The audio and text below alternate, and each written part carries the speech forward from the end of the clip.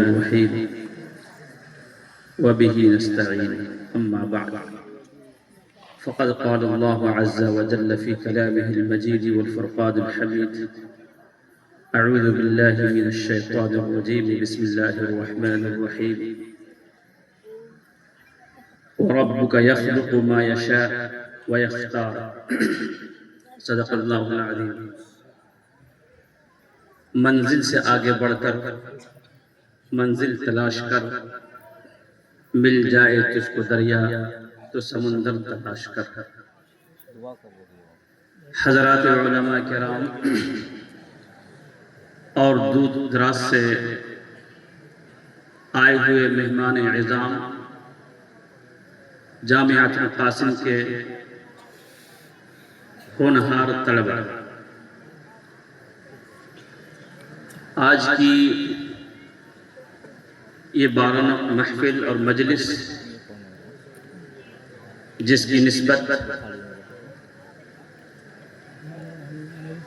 بخاری شریف کے افتتاح کی طرف ہے، یہ بڑا عظیم شان موقع ہے۔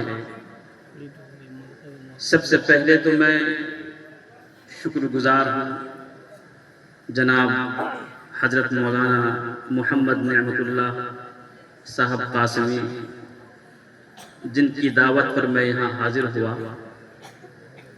حضرت مولانا محفوظ الرحمان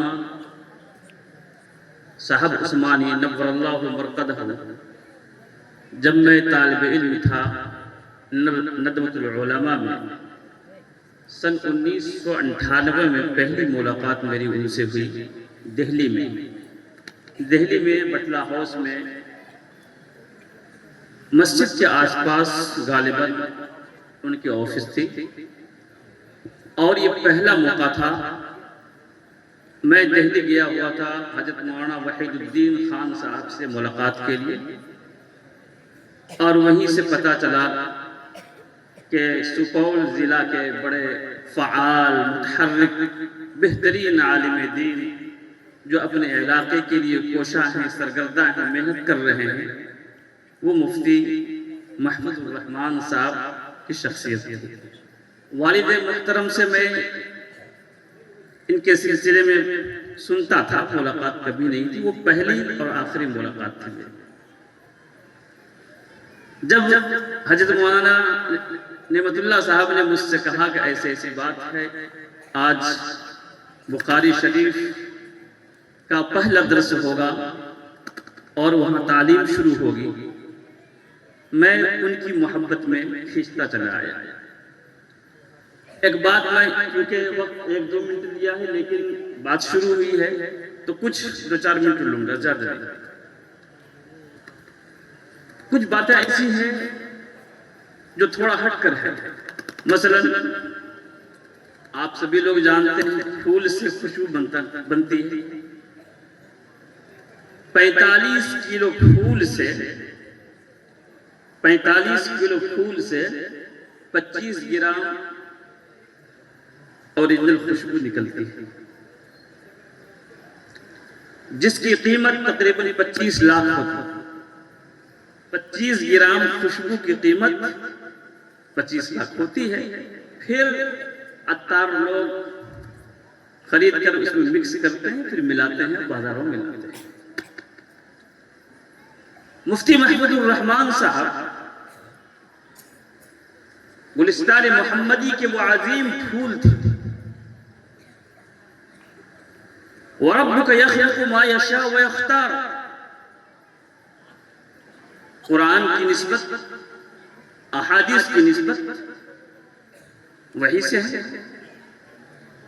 اللہ رب العزت کا کلام قرآن مقدس ہے، حرف بحرف، معنی مطالب کے ساتھ، اور احادیث پاک اس کا بیان ہے۔ یہ بھی وحی ہے، وَمَا يَنطِقُ عَنِ الْهَوَىٰ إِنْ هُوَ إِلَّا وَحْيٌ يُوحَىٰ۔ جناب محمد رسول اللہ صلی اللہ علیہ وسلم نے کبھی اپنی جانب سے کوئی بات نہیں کی، جو بھی بات ہوئی اللہ کے حکم کے مطابق وحی کی روشنی میں بات، چاہے وہ قرآن پاک ہو یا احادیث پاک ہو، یہ سب کے سب وحی کے ذریعے سے، خواہ وہ وحی مطلوب ہو یا غیر مطلوب ہو۔ تو گویا کہ جب یہ علوم اسلامیہ، علوم دینیہ کی بنیاد ہے اور یہ کتابیں وحی ہیں، اللہ کا کلام ہے، اس کے اندر نور ہے، ہر چیز اس کے اندر روحانیت ہے، اور ہم سمجھتے ہیں دنیا اور یہ ہم سب جو بیٹھے ہیں، بڑی لمبی گفتگو ہو جائے اس طرف نہیں جائیں گے، دو چیزوں سے مرکب ہے، ایک روح ہے اور ایک جسم ہے۔ روح کے غذا اصل جو ہے وہی علوم اسلامیہ ہے۔ اللہ رب العزت نے اس ادارے کو انتخاب کیا، چن لیا علوم دینیہ کی اشاعت کے لیے، اس کے نشر کے لیے، اور مفتی محفوظ الرحمان صاحب جیسی شخصیت کو اس علاقے میں جنم دیا۔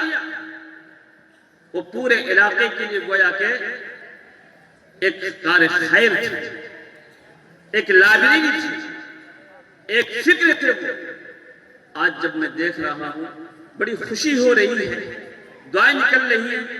اس مثال کو مفتی محفوظ الرحمان صاحب کو سمجھنے کے لیے سمجھ لیجئے، اورنگزیب رحمت اللہ علیہ، اس کی ایک بیٹی تھی زیب النساء، بڑی عظیم شاعرہ تھی، بڑے پائے کے کلام کرتی تھی، بڑے بڑے مجلسوں میں ان کے کلام پیش ہوتے، بڑے بڑے شعراء دیکھنے کے لیے، ان کی دیدار کے لیے، ان سے ملاقات کے لیے تڑپتے تھے، اور یہ سوچتے تھے کیسے ان سے ملاقات ہو جائے۔ لیکن وہ دور عظیم دور تھا، آج کل کا دور نہیں تھا۔ بڑی افسوس کی بات ہے، ابھی سپریم کورٹ میں مقدمہ چل رہا ہے اور مسلم خاتون کی طرف سے دائر کیا گیا ہے کہ مسجد میں پہلے صف میں عورتوں کو بھی نماز پڑھنے کی اجازت دی جائے۔ دلیل بیت اللہ شریف، مسجد نبوی شریف، بیت المقدس، یہ افسوس کی بات ہے۔ بہرحال تو یہ مقولہ،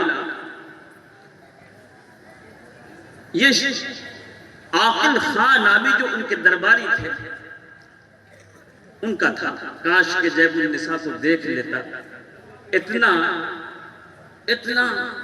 عظیم شاعرہ ہے، اتنا پایا کلام ہے۔ ان کا قول زیب النساء تک پہنچ گیا، زیب النساء تک پہنچ گیا، وہ دیکھنا چاہتا ہے، لیکن اس وقت میں ممکن ہی نہیں تھا، اس میں بھی اورنگزیب رحمت اللہ علیہ جیسے بادشاہ کی بیٹی ہو، کس کی مجال ہو سکتی ہے۔ انہوں نے ایک شعر لکھا، در سخن مخفی صنم چو بوئے گل در برگ گل، در سخن مخفی صنم چو بوئے گل در برگ گل، ہر کے ازمن میل دارد در سخن بیند مرا۔ جو شخص مجھے پہچاننا چاہتا ہے، مجھے دیکھنا چاہتا ہے، مجھ سے ملاقات کا شرف حاصل کرنا چاہتا ہے، یہ ممکن تو نہیں ہے، میں تو ایسے ہی پوشیدہ ہوں جس طریقے سے خوشبو اپنے پنکھڑیوں میں چھپی ہوتی ہے، یہ امکان نہیں ہے۔ جس کی بھی خواہش ہو وہ میرے اشعار کو دیکھ لے، میرے کلام کو دیکھ لے، میرے کلام کو پڑھ لے، میرے احساسات، میرے جذبات، میرے سب کچھ تخیلات، ہر چیز اس کے اندر موجود ہے۔ آج میں سمجھتا ہوں کہ جنہوں نے دیکھا ہے مفتی محفوظ الرحمان عثمانی علیہ الرحمہ کو، وہ قابل مبارکباد ہیں، اور جنہوں نے نہیں دیکھا ہے اس ادارے کو دیکھے، اس کے فیض کو دیکھے، ان کے کارندوں کو دیکھے۔ اللہ سے دعا فرمائیے اللہ اس ادارے کو اور اس جیسے تمام دینی مدارس کی حفاظت فرمائے اور تمام دینی مدارس کو اللہ تعالیٰ ترقی عطا فرمائے، ہر قسم کے شرور اور فتن سے محفوظ رکھے۔ وآخر دعوانا الحمدللہ رب العالمین۔ ایک شعر ان کی طرف سے ہم چھوڑ چلے ہیں، محفل کو یاد آئے کبھی تو مت رونا، اس دل کو تسلی دے لینا، گھبرا کے کبھی تو مت رونا۔ اللہ پر بھروسہ رکھنا۔